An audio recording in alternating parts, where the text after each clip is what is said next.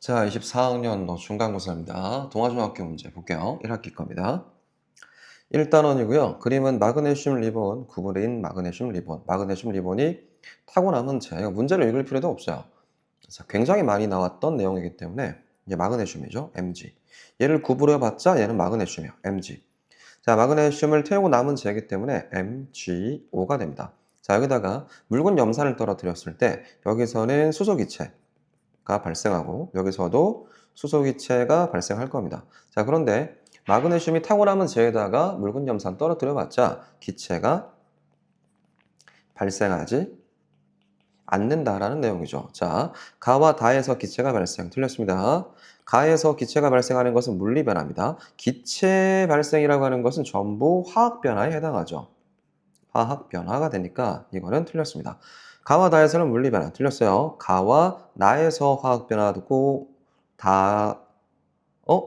잠깐만요. 물리변화는 지금 없어요. 다 화학변화입니다. 가와 나, 다, 셋 다 화학변화라서 이거 틀렸습니다. 마그네슘 리본을 구부리는 것은 물리변화이다. 4번 정답이네요. 가에서 나로 갔을 때 얘를 구부렸기 때문에 그냥 물리변화 이거 맞죠? 마그네슘 리본을 태워도 마그네슘의 성질은 변합니다. 5번 틀렸어요. 그냥 마그네슘이고 마그네슘이 불탔기 때문에 성질이 완전 달라지죠. 다른 분자가 됐기 때문에 그렇습니다. 마그네슘이 산화마그네슘이 됐기 때문에 성질이 완전 달라지는 거죠. 2번입니다.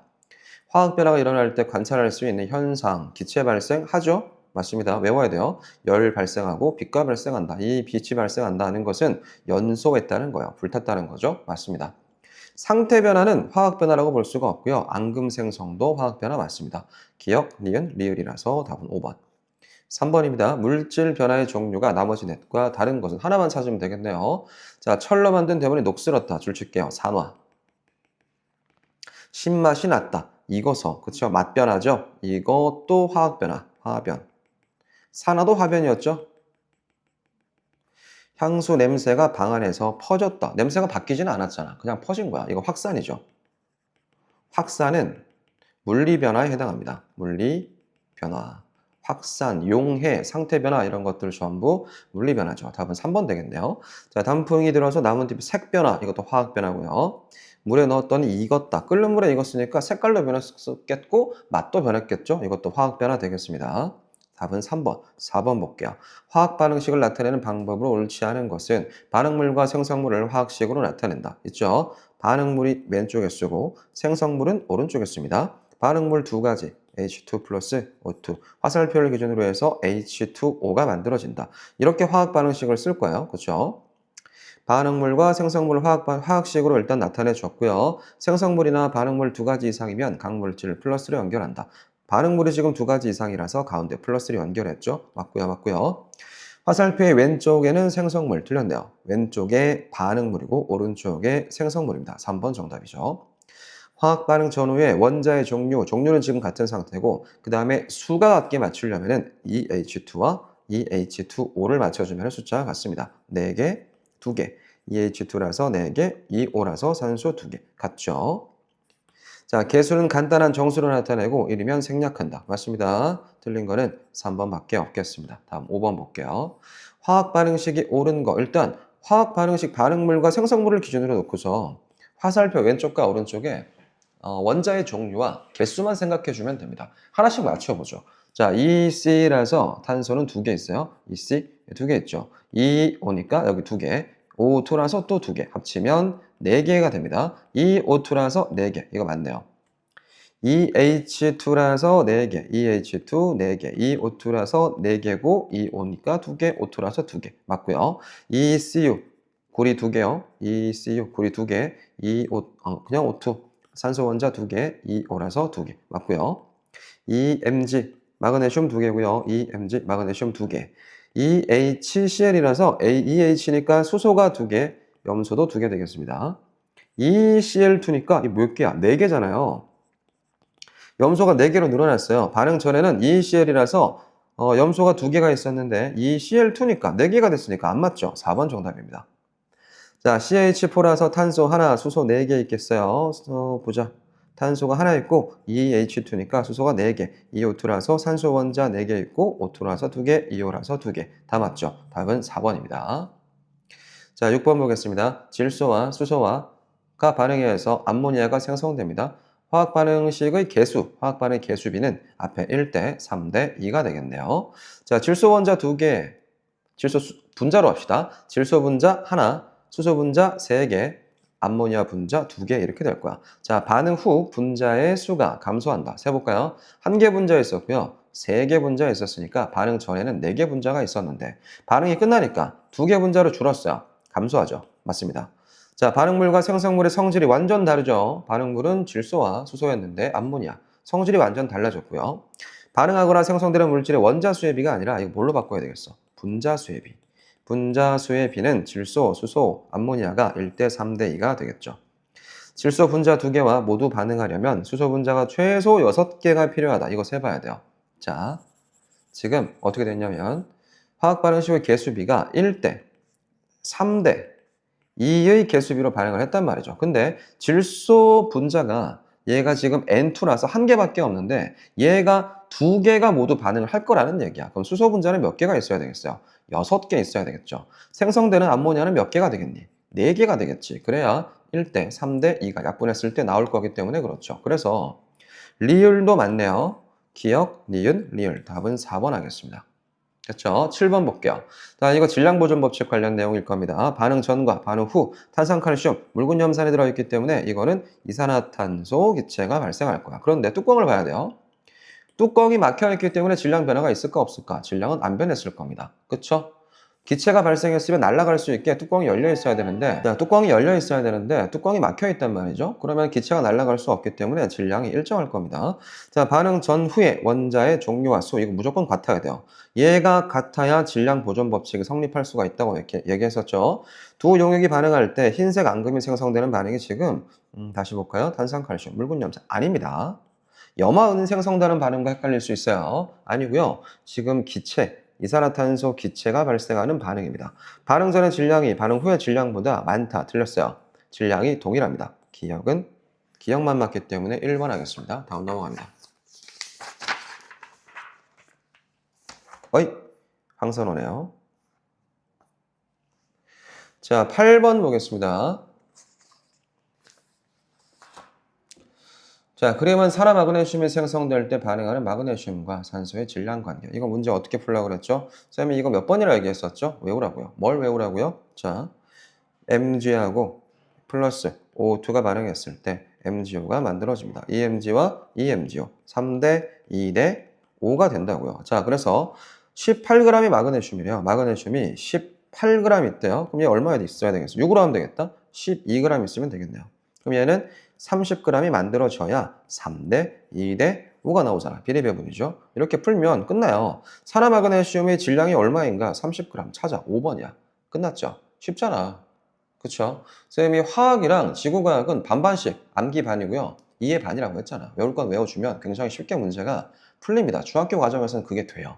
쉽게 공부해야죠. 다음 9번 볼게요. 자, 표는 A와 B가 반응해서 기체 C가 합성될 때 혼합한 두 기체의 부피. 이거 볼 때는 다 써져 있는 거 먼저 찾으라고 그랬어요. 보자. 1번 보면은 3, 100, B10, 6 다 나와 있어. 비어있는 게 빵꾸 뚫려 있는 게 없단 말이야. 그러면 이게 반응하는 부피의 비율을 확인할 수가 있단 말이죠. 그걸 확인하고 나서 나머지들을 체크해야 됩니다. 자, 먼저 A가 30, B가 100ml 있었는데 B가 10ml가 남았대요. 그러면 90ml가 반응했다는 거죠. 30과 90이 반응해서 60이 나왔기 때문에 1대 3대 2의 부피비로 반응을 합니다. 그럼 마찬가지 다른 것들도 전부 1대 3대 2로 반응하면 됩니다. 왜? 기체들은 모두 똑같은 부피비로 반응을 할 거기 때문에 그렇죠. 모든 기체가 반응할 때 그 반응하는 부피가 있다고요. 자, 60 있고요. 120 있는데 얘가 1대 3이 나오려면 얘 40만 있어야 돼요. 40, 120, 그리고 A가 20ml 남았을 거고요. 80 나오면 되겠다. 그쵸? 그 다음에 50, 30이니까 1대 3대 2로 반응을 할 거면 여기서 10ml만 있으면 되겠다. 10ml, 30ml고요. 남은 거는 A가 40ml나 남았네요. 그리고 다는 20ml 나오면 되겠습니다. 가는 20, 가는 A고요. 그 다음에 나는 40, 나는 A가 40, A가 40, 나는 20. 답은 5번입니다. 됐죠? 넘어갑니다. 10번 볼게요. 문제가 30개나 있기 때문에 빨리빨리 풀어야 돼요. 동화 중에 문제가 많습니다. 자, 표는 수소와 산소가 혼합기체 전기불꽃을 튀겨주어서 물을 만드는 실험의 결과입니다. 표에 대한 설명으로 옳은 것은 해볼게요. 자, 수소가 0.2g, 산소가 2g 있었어. 이것도 외워야 된다고 했었죠? 질량이 나와 있기 때문에 부피 아닙니다. 질량비를 얘기해 줘야 돼요. 물 생성될 때 질량비는 1대, 8대, 9가 나올 거란 말이죠. 얘가 0.2g이 있기 때문에 얘는 1.6g이 반응할 겁니다. 그리고 1.8g이 나오면 되겠죠. 2g이 있었는데 이 중에서 0.4g은 반응을 못하고 1.6g이 반응을 했겠습니다. 됐죠? 자, 그래서 1대 8이 나와야 되기 때문에 0.3g만 반응을 하면 되겠다. 0.3, 2.4 그래야 1대 8이거든요. 그럼 남은 거는 수소가 0.1g 남기면 될 겁니다. 자, 얘가 0.6g 있어요, 수소가. 그 다음에 산소가 0.2g이 남았대. 산소가 많이 있었나 봐요. 많이 있는 것 중에서 다 반응하고 나서 남아있을 정도로 양이 많았대요. 그러면 0.6g과 전부 다 반응을 하려면 4.8g 있어야 6, 8, 48 되거든요. 근데 산소가 0.2가 남았기 때문에 얘는 처음에 5g이 있었을 거예요. 그쵸? 5g이 있었기 때문에 0.6g과 4.8g 반응하고 0.2g을 남길 수가 있었습니다. 자, 가는 수소 0.1g, 오케이. 나는 4.8, 틀렸어요. 5g 돼야 돼요. 5g 돼야 됩니다. 다 반응하는 수소와 산소의 질량비가 1대 8, 그쵸? 수소와 산소가 반응해서 물이 생성되는 반응은 일정 성분비 법칙이 성립한다. 화합물이거든요. 화합물이 결합해서 만들어질 때는 무조건 일정 성분비 법칙이 성립돼야 된다고 했습니다. 기억, 디귿, 리을. 답은 4번 체크하겠습니다. 다음 11번 보겠습니다. 그림은 기권의 기온 분포를 나타냈습니다. 자, 보자. 높이에 따른 기온 변화를 가지고 4개의 층으로 구성을 해준다. 맨 밑에가 대륙권, 여기 성층권, 여기 중간권, 여기 열권입니다. 대륙권은 올라갈수록 온도가 내려가는 층이고요. 성층권은 온도가 올라갈 건데 이게 비정상이죠. 원래 온도가 위로 올라가면 올라갈수록 지구 땅바닥에서 지표면, 지각에서부터 위로 올라가면 올라갈수록 온도가 떨어지다가 열권이 됐을 때 다시 온도가 상승하는 거거든요. 이렇게 됩니다. 쭉 떨어지다가 여기서 이렇게 올라가야 이게 정상이야. 근데 이렇게 안 되고 중간에 다시 한번 온도가 올라가는 층이 생긴다는 거는 요 중간에서 무슨 일이 있다는 거예요. 어떤 일? 오존층이 있어가지고 중간에 온도가 다시 올라갈 수가 있겠죠. 자, 볼게요.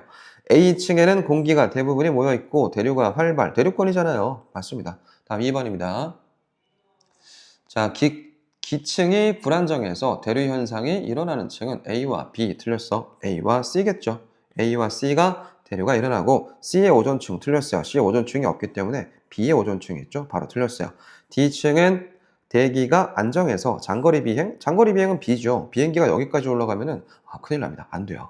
자, D층은 밤과 낮의 기온차가 매우 크고 오로라 현상 10건에 대한 설명 맞습니다. 1번, 5번. 다음. 복사 평형 관련 문제입니다. 적외선등은 태양에 해당하고요. 다음에 디지털 온도계를 담궈 놓은 검은색 알루미늄 컵은 지구에 해당할 겁니다. 온도가 쭉 올라가다가 나중에 일정해지는 복사 평형 관련 내용입니다. 복사 에너지라고 하면 물체의 표면에서 방출한 에너지를 복사 에너지라고 하고 모든 물체들은 복사 에너지를 방출하고 있다는 거 기억해야 돼요. 온도가 올라간다는 것은 흡수하는 에너지 양이 방출하는 양보다 많을 때 온도가 올라가고 흡수와 방출의 양이 동일하잖아. 그럼 더 이상 온도가 올라가지 않아요. 그러면 수평한 구간이 나왔다는 것 자체가 흡수량과 방출량이 똑같다는 거야. 알겠죠? 문제 틀린 거 어떻게 나올 거냐면 더 이상 흡수하지 않기 때문에 온도가 일정하다 이렇게 나올 수 있을 거야. 그건 무조건 틀립니다. 자, 옳지 않은 거 골라볼게요. 물체의 복사 평형을 알아본다. 그쵸? 컵이 흡수하는 복사 에너지 양이 처음에는 방출하는 복사 에너지 양보다 작다고요? 아니죠. 틀렸어요. 많아야죠. 많다. 그래야 온도가 올라가죠. 컵은 적외선 등이 방출하는 복사 에너지를 흡수하면서 온도가 올라가고 온도에 따라서 그 온도에 해당하는 복사 에너지를 방출 계속합니다. 어느 정도 시간이 지나면 컵이 방출한 에너지 양과 흡수하는 에너지 양이 같아지겠죠. 전등과 컵 사이의 거리가 현재보다 가까워지면 온도가 더 올라갑니다. 아니, 불난 집에 가까이 가면 갈수록 더 불이 뜨겁잖아요. 그쵸? 온도가 올라가요. 내 얼굴도 금세 빨개질 거 아니. 그치? 그렇기 때문에 불에 가까워지면 가까워질수록 적외선등에 가까워질수록 온도는 더 높은 온도에서 복사 평형이 더 빨리 일어날 수 있을 겁니다. 그래서 답은 2번이었습니다. 자, 13번 보겠습니다. 이 실험에서 나타나는 시간에 따른 컵의 온도 변화. 너무 간단. 3번입니다. 처음에는 온도가 올라가다가 나중에는 일정해진다. 그쵸? 조금 더 아까 다 했기 때문에 바로 넘어갈게요. 3번이었습니다. 14번 보겠습니다. 자, 다음에서 설명하는 현상을 기체만으로 옳게 짝지은 건 대기가 지구 복사 에너지의 일부를 흡수했다가 지표로 재방출하는 과정을 통해서 지구의 기온이 높게 유지된다. 이거 온실효과 나타내는 거죠. 그쵸? 온실효과를 일으키는 기체를 찾으라는 거야. 이런 거 나오면 너무 땡큐. 그쵸? 오이메론 수프. 하겠습니다. 메테인, 이산화탄소 5번 끝. 질소, 산소 들어가 있으면 무조건 틀려요. 수소 들어가 있어도 틀립니다. 다음은 5번이요. 자, 15번 보겠습니다. 그림은 지구 복사 평형을 나타내는 것입니다. 일단은 100% 들어올 겁니다. 그림 잘 안 보이긴 한데 어쩔 수 없어. 자, 지표의 흡수 50%, 대기와 구름의 흡수 20%, 반사하는 거 30%, 다 합쳤을 때 이거 두 개니까 70만큼 들어왔고요. 나가는 양은 70%입니다. 자, 우주로 재방출, 우주로 방출되다가 지표로 재방출하는 요 양 때문에 온실 효과가 나타나는데 이건 좋은 거야. 높은 온도에서 연평균 기온이 일정하게 유지되기 때문에 사람들이 살 수 있는 정도의 온도를 만들어줍니다. 달보다는 따뜻하죠. 그러나 이 온실 효과가 너무 가속화돼서 너무 뜨거워졌기 때문에 지구 온난화 현상이 나타난다. 그래서 안 좋은 거죠. 자, 내려가 볼게요. 자, 대기와 지표에 의해 반사되는 양 A는 30% 정답. 지구에 흡수되는 태양 복사 에너지 양 B 플러스 C는 50, 땡, 70이죠. 2번.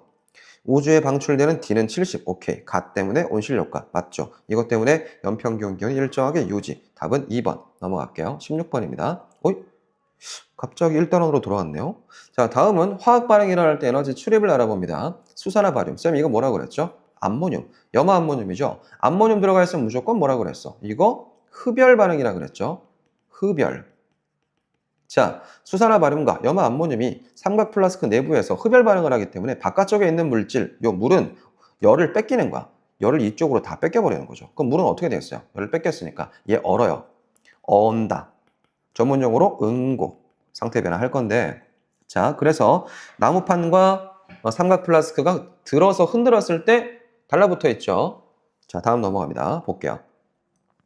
나무판 위에 물이 응고될 때 에너지를 방출한다. 에너지를 방출하나? 에너지 방출하죠. 어디로 방출합니까? 방출해야 얘가 액체 상태에서 고체 상태로 넘어갈 수가 있어요. 액체에서 고체가 되면은 열을 방출해야 돼요. 그래야 고체로 넘어갈 수가 있어. 열을 흡수해버리면요. 액체가 기체가 돼버립니다. 자, 기억 맞고요. 수산화 바륨과 염화암모늄의 반응은 에너지를 방출. 이거 흡수죠. 흡수. 틀렸고, 삼각 플라스크에 산화칼슘과 물을 넣고 산화칼슘과 물은 발열이죠. 발열입니다. 같은 반응. 이거 틀렸어. 이거는 지금 흡열 반응이기 때문에 그럼 기억만 맞아서 1번 체크하겠습니다. 자, 다음 볼게요. 17번. 이거 핫팩 만드는 과정이네요. 핫팩. 자, 소금과 물 틀렸습니다. 이거는 흡열 반응이기 때문에 같지 않을 겁니다. 에너지를 흡수, 2번 일단 흡수 아닙니다. 쏘리. 에너지를 방출하는 반응입니다. 핫팩이기 때문에 쑥가루, 부직포 안에 있는 거죠. 철가루가 바깥에 있는 공기를 흡수해가지고 산화됩니다. 그러면서 열을 바깥으로 방출하는 거예요. 철가루와 쑥가루가 반응한다. 반응하긴 할 텐데 일단 물음표 해놓고 철가루와 산소가 반응해서 에너지를 방출. 이거죠. 이겁니다. 철가루와 산소가 반응해서 에너지를 방출한 이게 발열 반응됩니다. 철가루와 쑥가루가 두 개가 섞여서 이게 열을 내는 건 아니기 때문에 자, 4번 맞다고 해야 됩니다. 헷갈릴 수 있어요. 자, 이 반응을 이용해서 냉찜질 아니고 핫팩을 만들 수가 있겠죠. 18번입니다. 겨울철에 밀폐된, 이거 다시 2단원으로 넘어왔어요. 밀폐된 방 안에서 난로를 피웠을 때 생각해야 되겠네요. 밀폐가 의미하는 것은 수증기량이 변화가 없다라는 걸 얘기할 거야. 수증기량 변화 없다. 그 다음에 난방을 했다는 것은 기온이 올라간다는 것을 얘기하고 있죠. 기온이 올라갔을 때 포화 수증기량은 어떻게 됐을까? 포수는 상승했죠. 자, 포화 수증기량이 상승하면은 습도는 어떻게 되니? 내려갑니다. 자, 이렇게 연결할 수가 있어야 돼요.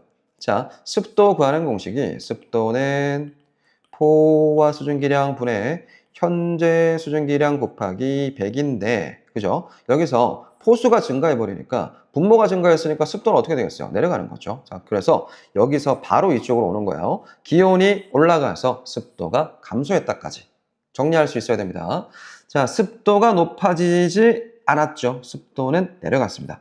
포화 수증기량이 증가했다. 그렇죠? 기온이 올라갔기 때문에 포화 수증기량 증가했고요. 방 안의 수증기량은 증가할 수 없어요. 왜? 밀폐되어 있기 때문에 추가적으로 수증기가 들어올 수 없었어요. 니은만 맞아서 답은 2번 체크. 다음 19번.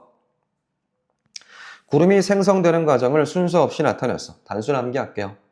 단순 암기하겠습니다. 암기하면서 이해를 해버리면 너무 좋긴 해요. 공기가 일단은 올라가야지. 공기가 올라가면 바깥쪽에 기압이 떨어지기 때문에 내부에서 바깥쪽으로 팽창하겠죠. 팽창할 때 외부와 열 교환이 없는 상태로 팽창한다는 것을 단열 팽창이라고 합니다. 공기 상승 1번, 단열 팽창 2번.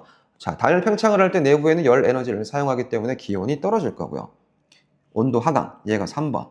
온도가 떨어지다가 기후 그래프를 이렇게 그려주면 얘가 온도가 쭉 떨어지다 보면은 여기서 이슬점에 도달, 얘가 4번. 그래서 수증기가 응결 5번, 구름 생성 6번. 다부터 시작하죠. 다, 나, 가, 바, 라,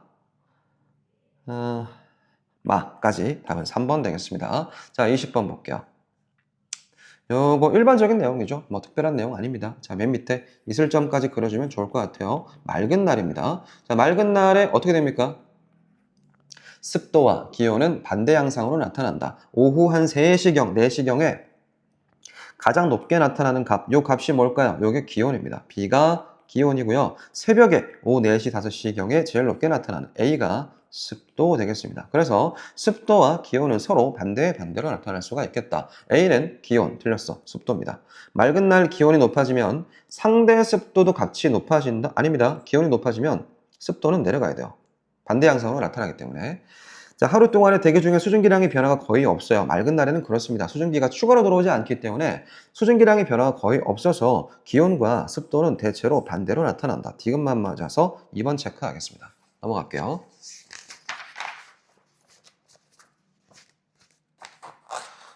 자, 21번 보겠습니다. 계산한 내용입니다. 자, 습도를 구해야 되겠네요. 습도. 자, 기온과 포화 수증기량 나타났습니다. 기온이 30도 27.1, 27.1 그램 퍼 킬로그램 계산해놓고요. 1급 킬로그램 속에 7.6g의 수증기가 포함되어 있어요. 어이, 너무 간단한데요? 7.6g 퍼 킬로그램. 몇 킬로 그런 것도 없어? 단순히 이게 끝이야? 곱하기 100 했을 때 답이 바로 나와야 되겠네. 이거 30% 가까이 나옵니다. 28%, 정확히는 28%. 답은 1번. 됐습니까? 7.6? 이렇게 해버리면 돼. 7.6 하고 27. 7.6도 하지 마. 8로 해, 8로. 27 나누기 8 해가지고 0. 얼마야? 한 3 가까이 나오지 않을까? 37, 21. 3 가까이, 81. 이 정도 나올 거란 말이야. 그러니까 한 30% 가까이 될 거야. 그래서 약 28%. 정확한 답을 구해내면 아주 좋습니다. 소수점까지 계산해서 답을 딱딱딱 떨어지게 만들어내면 정말 좋죠. 근데 그렇게까지 구하지 않아도 상관은 없습니다. 만약에 얘가 28%, 옆에 29%, 앞에 27% 이렇게 나와 있어. 만약에 이렇게 되어 있다면 여러분들이 정확한 값을 찾아내긴 해야 돼요. 근데 약 30에 가까운 거 얘 하나밖에 없기 때문에 얘로 찾아냈습니다. 자, 다음 볼게요. 습도 구하는 공식을 꼭 기억해놔야 되겠죠. 포화 수증기량 분의 현재의 수증기량 곱하기 100 이렇게 습도 구하는 공식입니다. 암기죠? 자, 22번 볼게요. 자, 여기에서 이거는 구름 생성 과정과 똑같은 그 실험 장치 내용이죠. 뚜껑을 꾹꾹꾹 눌렀다가 가압하고 있어요. 이때는 날씨가 맑아집니다. 그러다가 이 뚜껑을 열었단 말이야. 그러면 뚜껑을 열어주면은 기압이 내려가겠죠? 그쵸? 기압이 내려가면서 어떻게? 흐려진다. 구름이 생성되는 과정은 뚜껑을 열었을 때 이렇게 됩니다. 됐어요? 그냥 꾹꾹 눌렀을 때 말고 뚜껑을 열었을 때 어디 갔어? 열었을 때 이게 핵심이죠. 뚜껑을 열었을 때 어떤 변화가 나타날 것인가 이거 물어보기 때문에 구름 생성되는 그 과정을 전부 다 기억해 주면 돼요. 맨 처음에 공기가 상승은 없어요. 이건 지금 단열 팽창, 그 다음에 기온 하강, 이슬점 도달, 수증기 응결, 그 다음 구름 생성되겠죠. 페트병 내부에서 공기가 팽창 나왔죠. 온도가 낮아진다. 맞습니다. 포화 수증기량이 증가해서 포화 수증기량이 증가하려면 기온이 올라가야 되거든요. 근데 기온이 올라간 내용은 아니죠. 자, 페트병의 뚜껑을 열면 페트병 내부가 흐려진다. 이게 구름 생성과 같은 내용이야. 자, 요 문제에서 더 추가로 나올 수 있는 것은 응결핵 관련해서 나올 수가 있어. 여기 안에 향연기를 넣었다. 이런 내용이 있을 수 있어요.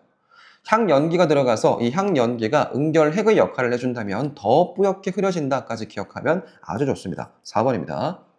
23번 볼게요. 이거 빙정설입니다. 자, 빙정선 관련해서는 C 구간에서는 수증기밖에 없고 A 구간에서는 물방울 아니야. 얼음알갱이밖에 없고요. B 구간에서 물방울하고 얼음알갱이가 같이 있다가 이 물방울이 관행강 물방울이라고 합니다. 증발해서 얼음알갱이에 달라붙어요.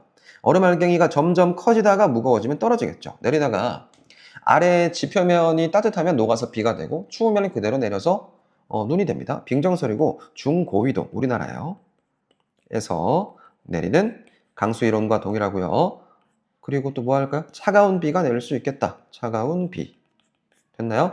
0도에서 마이너스 40도씨 구간 사이에서 빙정이 성장한다 라고 하면 되겠네요. 저위도 틀렸어요. 물방울에서 증발한 수증기가 얼음알갱이에 달라붙죠. 온도가 0도씨보다 높은 구름이 주로 만들어지면 이거는 병합설입니다. 틀렸어요. 물방울들이 서로 부딪힌다. 이것도 틀렸어요.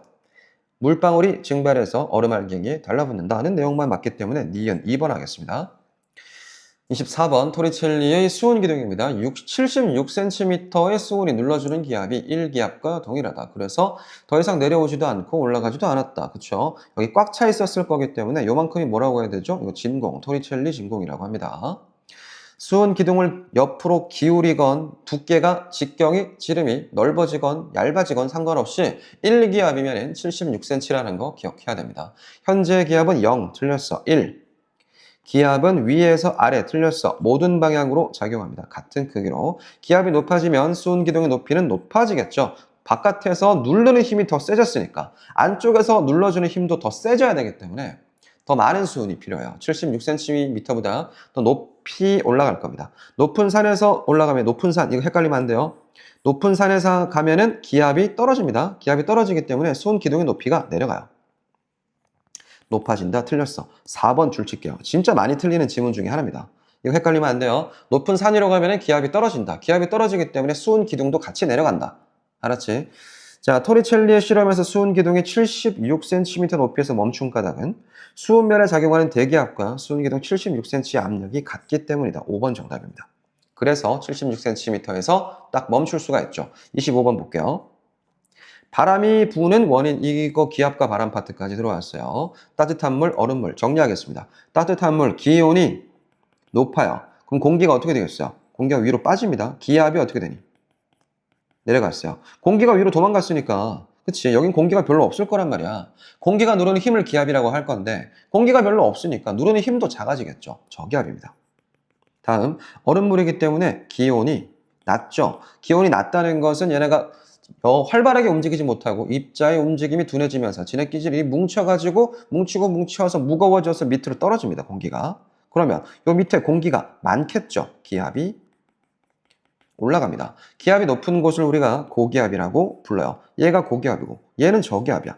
향을 피워놨어요. 칸막이를 빼면 고기압에서 저기압으로 공기가 많은 쪽에서 공기가 적은 쪽으로 이동하겠죠. 이 이동하는 공기를 뭐라고 하니? 바람이라고 하죠. 자, 다음 볼게요. 향연기는 따뜻한 물 쪽에서 얼음물, 틀려서 반대로 됐네요. 기압은 따뜻한 물이 있는 쪽이 더 높다. 아니요, 차가운 물이 있는 쪽이 더 높아요. 세 번째, 공기는 기압이 높은 곳에서 낮은 곳으로 이동한다. 맞습니다. 3번 정답.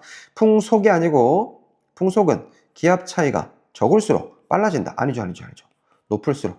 기압 차이가 높을수록 빨라집니다. 바람은 기압이 낮은 곳, 높은 곳 틀렸어. 높은 곳에서 낮은 곳으로 불어가야 되겠죠. 맞는 거는 3번만. 다음 26번 보겠습니다. 이것도 기압 차이에 따른 바람입니다. 이건 어디서 어디로 화살표가 지금 이런 화살표가 가만히 있어봐라. 이렇게 가서 이렇게 가네요. 어디가 바다야? 어디? 여기 육지. 여기 바다. 육지에서 바다로 불어가니까 밤입니다. 밤. 육풍. 기압이 어디가 높아요? 육지가 기압이 높아요. 기압이 낮습니다. 반대로 여기는 해풍. 바다가 기압이 높아요. 고기압, 여기 저기압. 여기가 낮. 낮이면 동그라미. 태양. 됐어요? 자, 가에는 밤에, 나는 낮에. 맞네요.